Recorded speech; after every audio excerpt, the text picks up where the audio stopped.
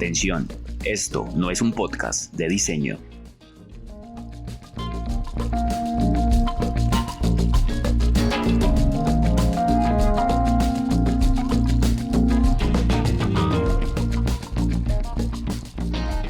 Hoy estamos con Luis, fundador de La Bestial, una empresa de cerámica artesanal de la ciudad de Medellín. Luis es uno de esos paisas que cautivan, de los que hablan arrastrado y tienen una historia para cada cosa. Hablar con Luis es darse cuenta de la infinita creatividad que lleva adentro y de la pasión con la que diseña y fabrica cada pieza de cerámica que pasa por sus manos. La Bestial lleva 10 años honrando el trabajo hecho con las manos y con el corazón. Su apuesta es la de la singularidad de cada una de sus piezas, fabricadas con cuidado para perdurar en el tiempo, como joyas únicas llenas de luz. Luis, mil gracias por estar acá y querer compartir con nosotros un pedacito del proyecto tan lindo que es La Bestial. Bienvenido. Pues primero, muchas gracias por la invitación. Tengo que admitir que este es mi primer podcast, entonces muy bacano que sea con ustedes, muy bacano que sea con una empresa de diseñadores amigos muy cercanos a La Bestial.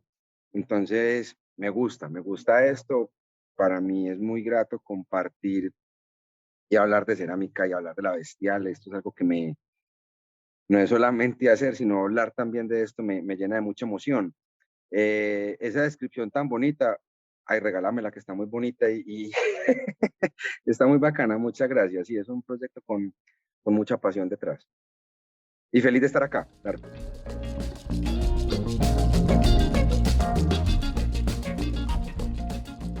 Crear una marca desde cero siempre va a tener altibajos. Es una lucha y un trabajo constante para sobreponerse ante 1.000.000 de retos.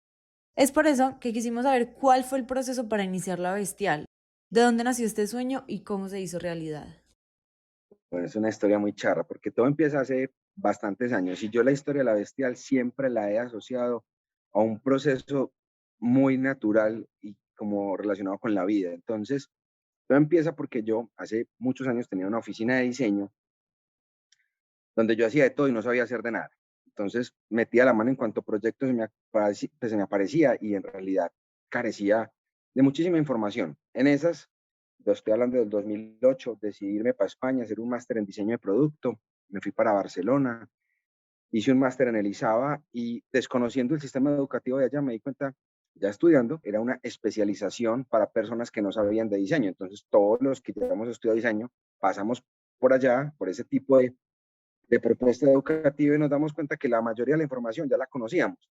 Entonces pasaron varias cosas. Uno, que el propósito de yo irme a estudiar al exterior y venirme con una idea mucho más potente en cuanto a diseño no la había cumplido, porque llegué más o menos repasando lo que había estudiado en la universidad. Segundo, yo no me quería devolver. Entonces tenía que buscar una excusa para quedarme en Barcelona. Y siempre me ha gustado a mí hacer con las manos. He sido siempre de meterme a los talleres de cuánta cosa se pueda, me encantan las maderas, soy muy del hacer, ¿cierto? Entonces, buscando cómo quedarme, encontré un curso que duraba 2 años, una escuela del Ayuntamiento de Barcelona, es decir, una escuela pública, y averigué el curso y valía nada, era regalado estudiar allá y duraba 2 años, y me metí a estar legal, cosa que era muy importante para mí, porque si yo estaba de manera ilegal, no podía salir a viajar, conocer, que era parte también como importante de la experiencia de estar en Europa. Empecé a estudiar y me di cuenta que a la cerámica le echan algo que se vuelve muy adictivo. Es una cosa muy sabrosa. Entonces, a la semana de estar en el taller estudiando, que adicional era muy particular porque los compañeros de estudio mío eran peladitos de 15 años, cuando yo tenía 30. Entonces, era también como otro choque. A ver, yo vine a estudiar cerámica y yo ya soy profesional, tengo una maestría o un máster encima, como lo queramos ver según el país, y yo estoy con peladitos de 15 años estudiando manualidades. Y estuve 2 años estudiando y me cambió la vida por completo, me cambió la forma de ver todo lo que yo estaba haciendo, mi propuesta o mi relación con el diseño. Y en el 2011 yo dije, bueno, me quedo en Barcelona o me voy para Colombia. Pues en Colombia conoce uno gente, es su casa, y en España o en cualquier lugar uno siempre es un extranjero, siempre es una persona y las limitaciones pueden llegar a ser más altas. Entonces tomé la decisión, era simplemente una opción, me quedo, me voy, me vine para Colombia. Esa parte es cuando yo te digo que yo la relaciono mucho con la vida. Fue como la gestación. En algún momento algo me picó, se fue creando algo, se fue desarrollando cierto plan donde no pasaba absolutamente nada. Era una gestación, ¿cierto? Vengo a Colombia en diciembre de 2011 y en enero de 2012 compro un horno. Ya estaba a punto de nacer la bestial. Ya eran los últimos meses, ¿cierto? Ya estaba como empezando a pasar algo. 1 de marzo de 2012 abro un estudio, un pequeño local en Río Negro, un pueblito, y meto el horno. Ese día nace la bestial. Y el primer año no pasó absolutamente nada, sino investigación. No produje una pieza utilitaria, no vendí una sola pieza, nada salió del taller, salvo empezar a estudiar. Al año me pasé para el Retiro, donde estuve 5 años, y ya empezaron a pasar más cosas, ya empecé a desarrollar mis propios productos, empecé a definición de lo que es la bestial. Nosotros somos un taller artesanal, sí, porque hacemos las cosas con las manos, pero hay una tecnificación, hay un tema muy técnico en cómo trabajamos todos nuestros productos, cómo se tiene que producir una colada para que la de hoy y la de dentro de 20 días y la de dentro de 6 meses sea la misma y los resultados sean los mismos y cómo los esmaltes tienen que comportarse igual, cómo las mejoramos, cómo corregimos lo que no está. Y bueno, en eso hemos estado 10 años y todavía falta mucho tiempo por madurar, por llegar a esa juventud, madurez, como lo queramos ir mirando, ¿cierto? Muchas veces ignoramos el proceso detrás de una pieza, la investigación, el conocimiento sobre el material, las técnicas y todo lo que implica crear con las manos.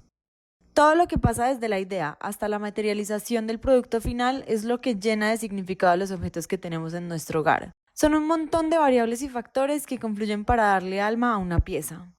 El hacer con las manos es una de las formas más bonitas y artesanales en las que se puede plasmar una idea hasta volverla real. Está claro que el material elegido de la bestial para crear piezas de diseño es la cerámica. Pero, ¿qué es exactamente este material y cuáles son las bondades que Luis encuentra en él? Dentro de la línea nueva, que no es nueva, pero la que le estamos haciendo mucha más fuerza, que es el tema de iluminación, tiene todas las bondades que tú quieras. Si tú quisieras producir una lámpara con un diseño particular, digamos en metal, pues generalmente por el proceso terminan siendo piezas de revolución. Es decir, un perfil, se le da una vuelta circular y queda la pieza, ¿cierto? Mientras que en la cerámica, una de las grandes bondades es que nosotros, a partir de una impresión 3D, podemos crear un modelo, que es la base inicial del proceso. En yeso, que produzco el molde, es muy económico en realidad producir un molde único, con un nivel de detalle, con una geometría que no es necesariamente por revolución, sino que puede ser cualquier forma, pues, viéndolos muy amplios, casi cualquier forma. Los costos no son tan altos y yo te puedo replicar a ti con un líquido que después se solidifica esa forma que tú quieres. Entonces yo puedo hacer para un proyecto 20 lámparas exclusivas y en realidad costo-beneficio es súper potente, porque el costo no es grande, el beneficio de tener un diseño y una pieza única en tu proyecto arquitectónico, pues es un gran plus y todo el mundo le está invirtiendo a esa singularidad de su espacio, de su marca, de su restaurante, de su experiencia, y pues ¿por qué no las lámparas sean las mismas? Entonces, ¿qué termina pasando cuando muchas de las otros materiales van teniendo fuerza, que después tú consigues ese mismo producto en la misma ciudad a una 10ª parte del precio? Entonces tú consigues lámparas muy brutales que se han trabajado diseñando y después tú te vas para el centro de la ciudad y las consigues a una fracción. Menos calidad, seguramente. Menores los acabados y como no tan cuidadosa, seguramente. Pero es la misma pieza finalmente. En cambio, en cerámica yo sí te puedo lograr un formalismo absolutamente distinto, y ahí es donde se enriquece cada uno de los proyectos arquitectónicos. Y ahí es donde yo hago mucho énfasis en la bondad del material. La maleabilidad, la adaptación y los costos de la arcilla la hacen un material predilecto para cualquier tipo de diseño o creación. Pero más que esto, la arcilla también es conocimiento, investigación, inversión de tiempo, paciencia y mucho amor. Todo esto, añadido a la creatividad y al talento de los artesanos, hace que cada pieza sea única en su especie. Pero, ¿por qué comprar una lámpara de cerámica hecha a mano y no una en un almacén de cadena fabricada con procesos industriales? Yo creo que todos los productos tienen cabida. Es decir, uno puede ir a una cadena de cosas que venden para la casa y hay lámparas que pueden tener espacio, cabida en los espacios domésticos, pero hay productos que resaltan y hay espacios de la casa que son muy importantes y que en pandemia le hemos dado demasiada importancia y hemos recuperado la mirada, hemos volteado la mirada hacia el hogar y ha dejado de ser casa para ser hogar, precisamente, ¿cierto? Esto que nos ha encerrado y que nos ha mantenido, pues ya no estamos encerrados, pero sí nos volteó los ojos por un rato y al querer darle importancia a un espacio de la casa, a esa personalidad, creo que es fundamental tener productos, primero que cuenten historias, segundo que son responsables socialmente. Nosotros pues, tenemos afortunadamente una visión de que nuestro equipo de trabajo son nuestros amigos y esa manera de ver el equipo de trabajo es importante. Segundo, o no, tercero, es que el producto hecho a mano no necesariamente tiene que verse como una cosa hippie, aunque es súper bien también la línea hippie y unas cosas muy artesanales. No estoy hablando en ningún momento que eso sea malo. Me gustan ciertas cosas que tienen ese carácter, pero también hay un producto hecho a mano de muy alto nivel y eso es muy bonito rescatarlo, admirarlo y exhibirlo. Cuando tú tienes un producto de este estilo, tú lo resaltas en tu casa, tú ves diferente tu ambiente. Si llegan y estás estrenando casa, la lámpara y lo que has invertido en tus espacios y en tus objetos que se vuelven ese hábitat, son más ricos de mostrar, son más ricos de compartir con la familia, con los amigos. Entonces, la lámpara es un objeto que produce luz, pero cuando tienes un objeto de este estilo, tú estás dejando la luz en un segundo plano y el primer plano es la importancia de ese objeto dentro de esa atmósfera. Entonces yo creo que el objeto hecho a mano,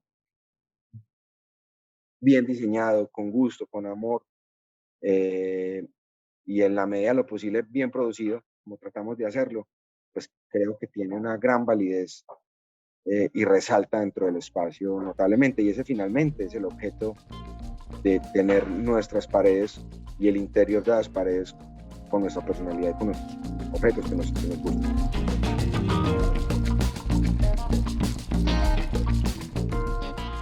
Una de las reflexiones más importantes que nos hemos planteado en Saja desde que iniciamos este podcast es analizar y cambiar nuestros hábitos de consumo.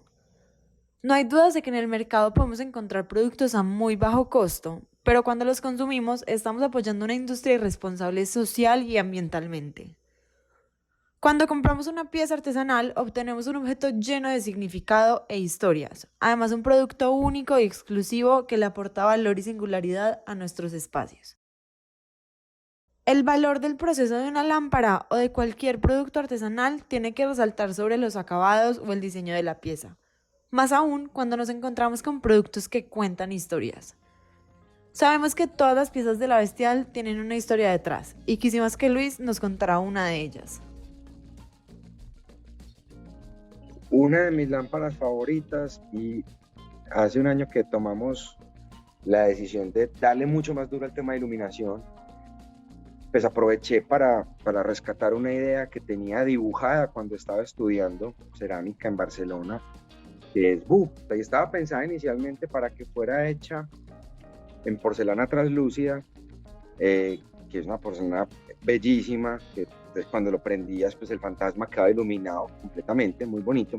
Pero aquí ya en Colombia, pues no se consigue ni esa materia prima, ni tengo el horno que llega a esas temperaturas. Y lo hice con la excusa de hacerle un proyecto a mi hijo que se llama Pedro. Pedro en ese momento tenía 3 años y yo quería que ya se fuera a dormir a su habitación. Él seguía durmiendo al lado mío, de hecho sigue durmiendo al lado mío y me encanta que duerma a mi lado, me parece súper rico. Pero en ese momento dijimos, bueno, creemos esto. Entonces Bu es un fantasma que le tiene miedo a la oscuridad y por eso alumbra, pero adicional por eso necesitaba alguien que lo acompañara en las noches para que el fantasma no le diera miedo, y era que Pedro se fuera a acompañar al fantasma. Se la instalé, súper linda, Pedro quedó feliz, pero sigue durmiendo al lado mío. Pero la lámpara, ha pasado algo muy lindo con esta lámpara, y que aunque estaba pensada para un niño de 3 años, muchos adultos que afortunadamente siguen siendo niños, se ven identificados y han sido más los grandes que los niños quienes han comprado la lámpara. Es decir, los papás, una vez llegó una señora de 30 años y me dijo, yo quiero 3 rojas para mi sala. Yo, increíble, adelante, no hay ningún problema. Entonces, para mi sorpresa, no eran los niños se identificaban, pero eran más los adultos los que se han visto atraídos a tener esta pieza, y es una de las historias bonitas que tengo con ellos, pues, con mis productos.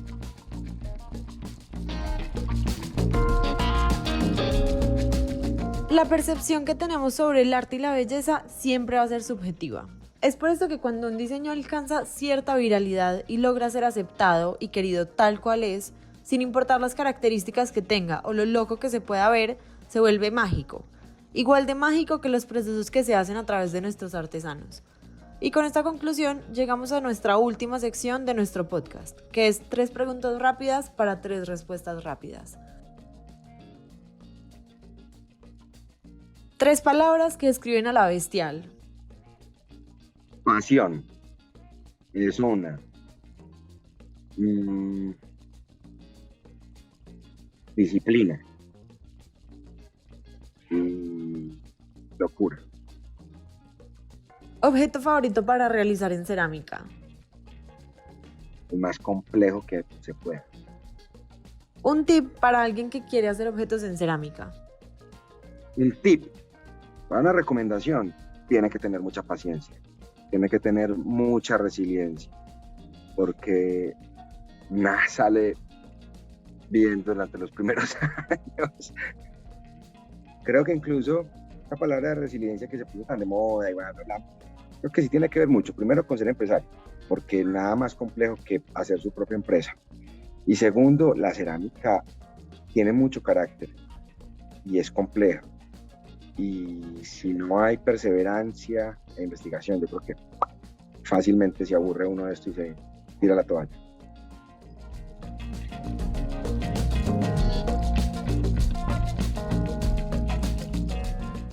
Pensar, dibujar, crear, plasmar y vender una pieza es una tarea de meses. Esto nos enseña que cada uno de los objetos que tenemos en nuestro hogar tiene una historia detrás. Llevamos con nosotros una parte de las manos, la mente y el cuerpo de una persona que se esforzó para poder crear aquello que hace que nuestros espacios nos hagan sentir bien y nos identifiquen. Luis, un placer conversar contigo. Muchas gracias por hacer parte de este podcast. Qué nota de invitación, cada que quieran hablar con nosotros siempre estaremos más que dispuestos, felices. Nos gusta hablar mucho de esto, entonces súper bacano. Muchísimas gracias por la invitación y saludos a todo el estudio Susana Sá.